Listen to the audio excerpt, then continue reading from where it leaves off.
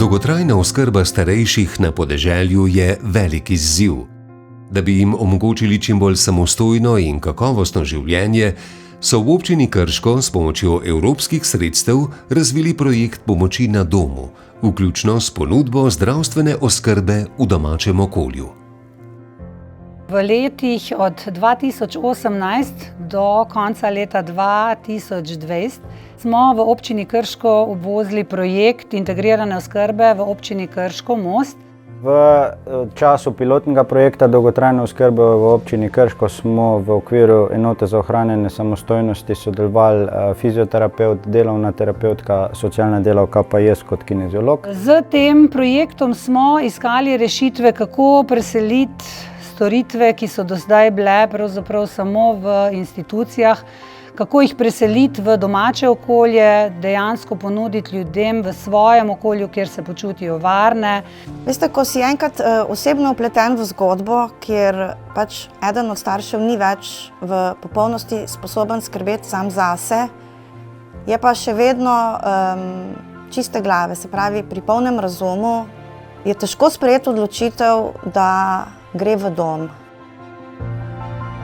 V času samega projekta smo nudili pomoč čez 350 osebam v 2 letih. Zato je zame, ko sem iskala rešitev, pomenil projekt Most res eno veliko olajšanje. Moje delo v bistvu se je povezovalo skupaj z ostalimi strokovnjaki v enoti za ohranjanje samostojnosti in za časa pilotnega projekta dolgotrajno oskrbo v občini Krško smo nekako nadgradili ali pa dopolnili že obstoječe storitve pomoči na domu. To so ljudje, ki so strokovnjaki, ki se spoznajo na svojem področju in res nudijo, bom rekla, eno tako celovito oskrbo. Stremimo k tem, da delamo celostno, da se v bistvu izvaja neka celostna obravnava z ostalimi strokovnjaki.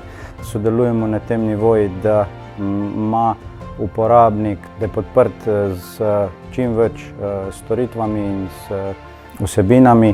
Tam so pač neke vsebine, ki te starostnike tudi potegnejo, ga motivirajo. On se še vedno lahko vklopi, kamor si želi. Če si pač ne želi, se bo umaknil v tisti svoj privatni prostor. Sama pametna srebrna vas je sigurno nadgradnja projekta Most, ki se je pokazal kot potreben tudi v nadaljevanju. Zakaj? Kot sem že predtem povedala, soočamo se z preobremenjenostjo neformalnih oskrbovalcev, soočamo se pač z demografijo. Vse prevečkrat slišimo v javnosti o bremenu starejših. Mislim, da nobeden od nas ne želi biti breme družbe. Otroci smo potem samo še nasmeh za starše, veste. Ni pa več tista briga tako velika. Vsi bi morali imeti možnost, da nekako poiščemo neko pomoč in da otroci vstopajo v te odnose potem bistveno manj obremenjeno, kakor v teh časih.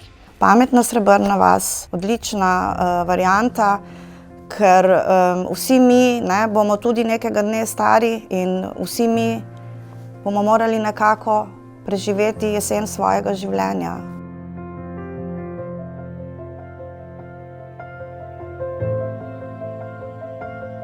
Uspešne zgodbe slovenskega podeželja se pišejo tudi s pomočjo evropskih sredstev.